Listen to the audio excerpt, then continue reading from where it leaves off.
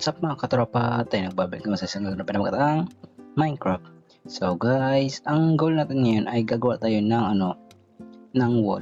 Gagawa natin ng wall yung mga villager dun sa ating likod ng likod ng ating tree farm.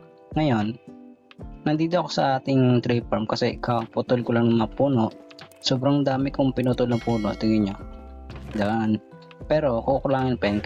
Kailangan natin ng double chest pero puno, pero ang laman puro ganito, walang mga stick, mga ganun, kaya naman papunin pa natin yan.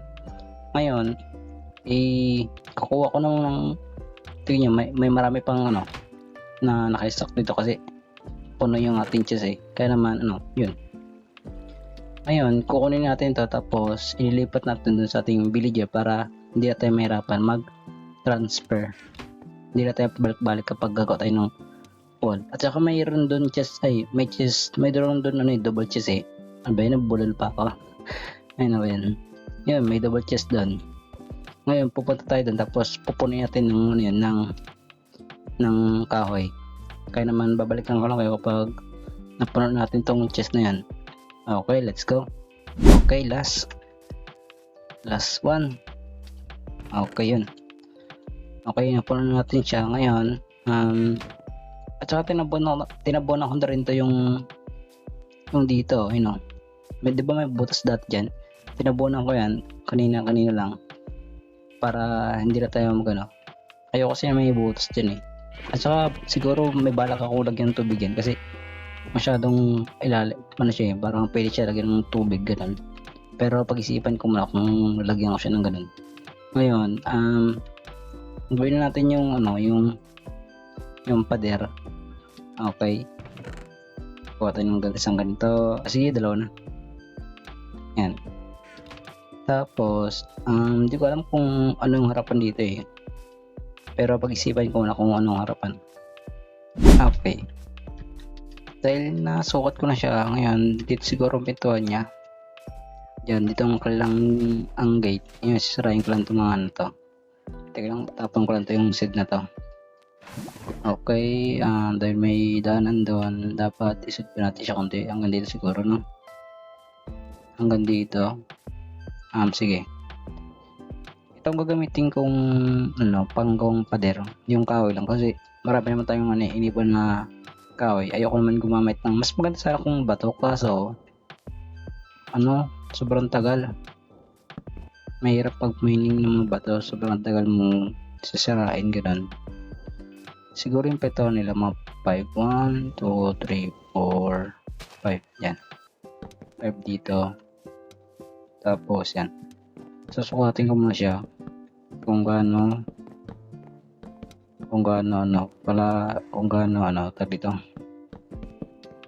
kalawak yung ating gagawin na pader. Sinukat ko lang kanina kung saan ko nalagyan ng pintuan yun Ngayon naman itong ginagawa ko, parang gumagawa ko ng line or matandaan para hindi na tayo mahirapan pag sinusubulan natin to. Yan, okay, galong natin yan. Sigurado sana hindi maubos yung kain natin doon, yung naipon natin.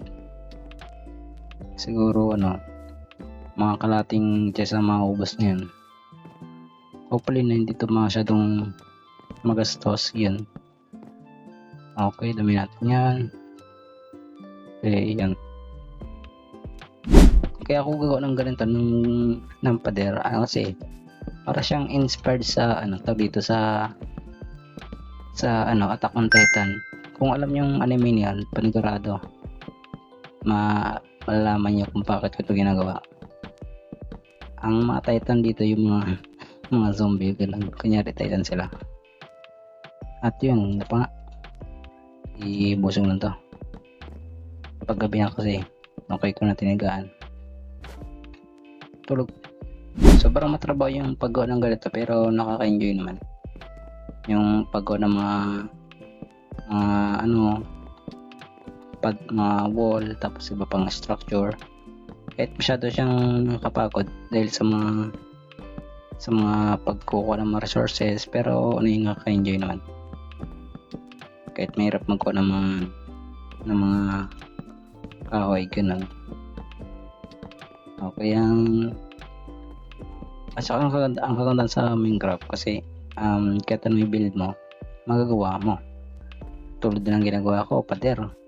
Inspired sa Attack on Titan. Nagagawa ko siya dahil sa sa Minecraft. Sa Minecraft. Yun, napabawas na ako. Okay, ganito siguro kalayo. Parang medyo sobrang light. Lapatin na. Okay. Tignan natin. Dapat hanggang dito lang siya. Tapat sa ating yan. Okay, yan. Mukhang lumampas na nga yan. Lumampas, oh. Grabe. Yan. Hindi ko pa alam kung gaano kataas yung gagawin kong pader. Basta yung medyo mataas lang siya. Yung hindi makakabat yung zombie, ganun. Mas maganda sana kung pantay yung kung flat. Tignan nyo may pa-bundok-bundok pa silang parang hindi pantay ang lupa. Pero ayos na rin yun para maging natural looking. Pangit din naman yung yung parang yung sobrang flat gate. Diba ang boring yung ganun. Kaya na mas magandang ganito. Okay, tignan natin siya dun kung isusukat natin siya kung saan natin ilagay yung natin line. Okay, dito. Okay, masyadong malayo pero okay na. Okay, siguro sunod natin siya dito. Dito siguro. Sige, dito. Dito lang, dyan. Okay, ayusin ko yung sunod yung mga daan nila dito. Alisin ko rin yan kapag natapos na natin. At saka sobrang tagal kong hindi nakapag-upload mga tropa dahil sa pagpuputol ng puno. Kasi hindi ko sa inyo pinapakita kung paano ako magputol ng puno. Hindi ko na siya sinasama sa record kasi alam niyo na rin kung paano magputol ng puno sa Minecraft At saka ayoko na rin pakita sa inyo kasi ayoko na rin babain yung mga video patungkol sa pagpuputol ng puno, ganun. Kaya, pero kung gusto nyo makita yung habang nagpaputol ng puno, kung gusto nyo isama sa record yun, mag-comment po kayo sa ating comment section kung gusto nyo mapasama yung pagpuputol ng puno habang nagre-record ako, ganun. Sabi lang po kayo. Okay, may buyog din. Hello. Uy, may kambing, dalawang ulo. Ba't dalawang ulo? Ay, kala ko dalawang ulo. Ano ba yan?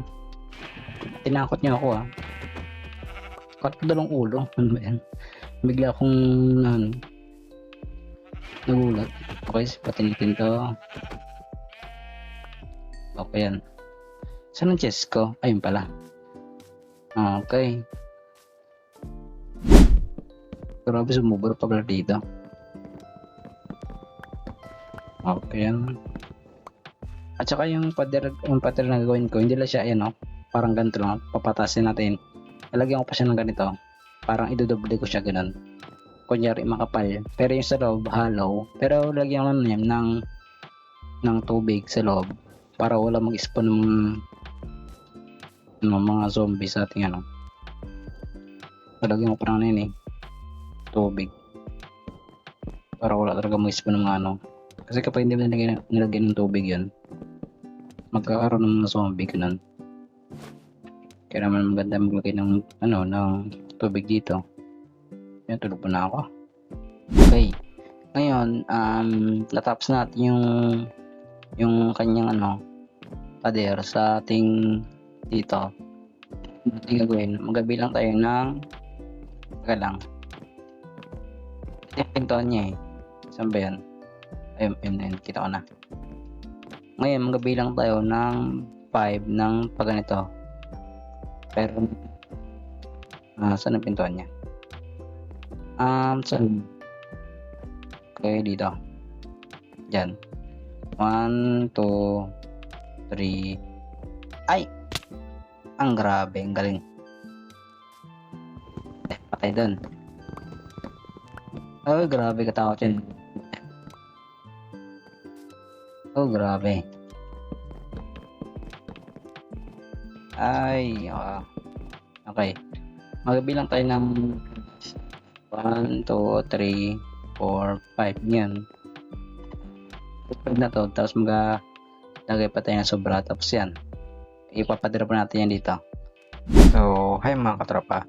Itong napapanood itong video na to ay ang isang clip ng aking video kung paano ko ginawa yung Archer Tower sa ating wall.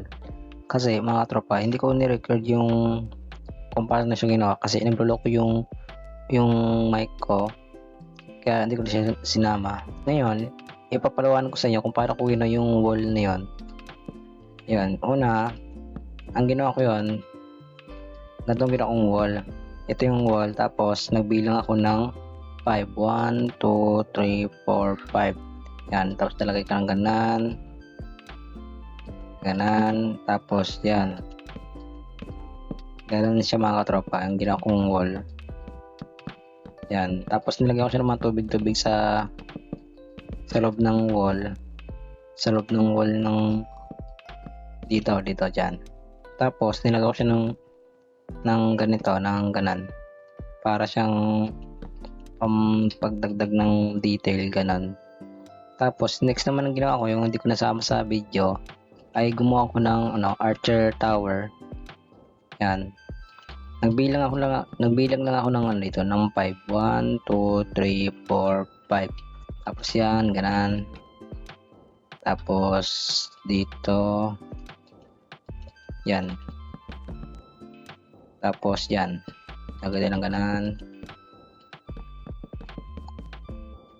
Hindi ko siya sinama sa ating record dahil nagloloko yung ating mic, ganun. Hindi ko alam kung bakit nagloloko yun. Yan. Pero ipapaliwanag sa inyo kung paano gawin yan. Okay, yan. Tapos yung gano'n na siya. Ngayon, magabilang tayo ng 6 dito. 1, 2, 3, 4, 5, 6. Tapos 6 dito. Tapos yan. Ganito yung ginawa ko sa ating survival natin. Ganito. Yan. Yung taas niya 6. Yan siya. Ganan. Yan. Tapos nilagay ko siya ng harang dito. Yan. Ganan.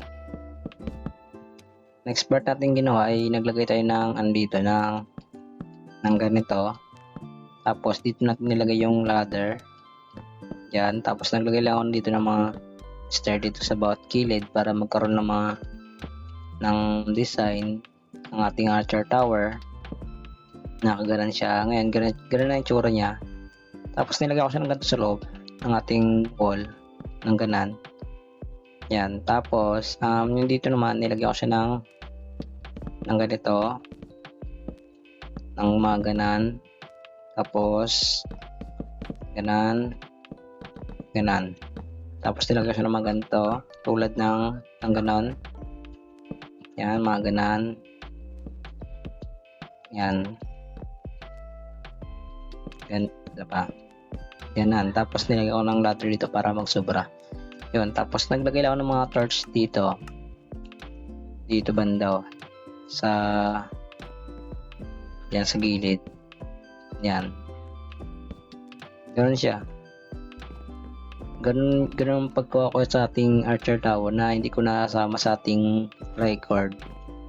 Tapos ganun rin ang ginawa ko sa ibang ating pader, yung sa bawat gilid natin. Ganito rin ang ginawa ko yung Archer Tower kung paano siya gawin, ganan. Yun, ganun na siya mga tropa. At yun, dahil napaliwanag sa inyo yung kung paano ito ginawa, yun dito na tapos sa ating ating clip. Yung hindi natin nasama yung video kung paano ito ginawa. Yun. At ay nako po, may zombie, may skeleton pa nga. Oh my goodness. Bes ka dyan, nagalagay pa ng torch. Mamaya ka lang Oop. Quit ka lang. Okay, napatay na siya. Kala ko Reaper na ba yan? Okay. 1, 2, 3, 4, 5. Poop. Tapos, poop. 1, 1, 2, 3, 4, 5. Yan, lagay tayo dito. 1, 2, 3, 4, 5. Poop. Okay, 1, 2, 3, 4, 5. Yun, tapos. Oh, finally. Tapos din. Grabe, may skeleton below. Nga, kaya mo ba ito patunayan? Nga. Kaya nga. Hello. Ayang laruan. Yan, tapos na natin mga tropa yung ating, pader. O di kaya, Attack on Titan Wall. Yes, no? Pero may mga zombie pa nakaka-spawn. May skeleton pa doon, no? Ayusin ko na yan pag, may mga zombie villager. May baby zombie, oh. Villager pala yun na baby. Grabe, oh. Ayusin ko yung mamaya sunod. Talagyan ko na maraming ilaw yan. Pero okay na siguro itong ganito sa pattern. Maluwanag na. Ulam guys pa dito eh. Kasi may mga ilaw na. May mga dark spot pa dito. Mga itim-itim pa, oh. Pero hindi na rin yung magana spawn. Pati ito may mga ilaw na rin to yung dito sa Archer Tower natin. Hello, hindi nyo na kami maabot. Hello. Sayawan na natin sila. Sayawan natin sila.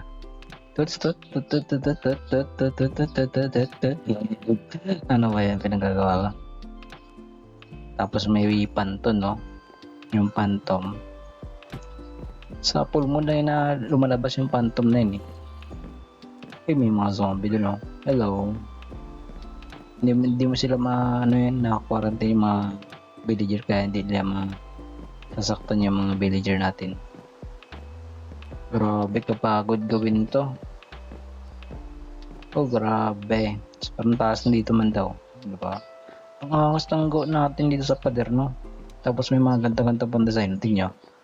Oh, grabe. Grabe, ang ganda naman. Oh my goodness. Ang ganda. Proud ako sa ginagawa ko na to.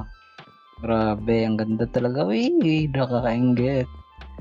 Gusto ko gawin sa base ko to, kaso marami pa akong i-build. Meron na silang protection kapag may mga Titan zombie maliliit. Yun, pang protection red sa kanila. At dito, kapag may mga zombie, pwede ka dito magtambay sa Archer Tower. Tapos, panayam lang sila dito. O di kaya pwede rin dito. Diyan sa baba. Magtambay ka lang dito. Kasi may mga torch rin dito. Wala na rin mag-spawn dyan. Maluwanag na yan. Lahat ng gilid nilagyan ko. At ito yung kanyang yung pintuan niya. Hindi siya automatic. Lang siya fence, yung ganito lang. Yan.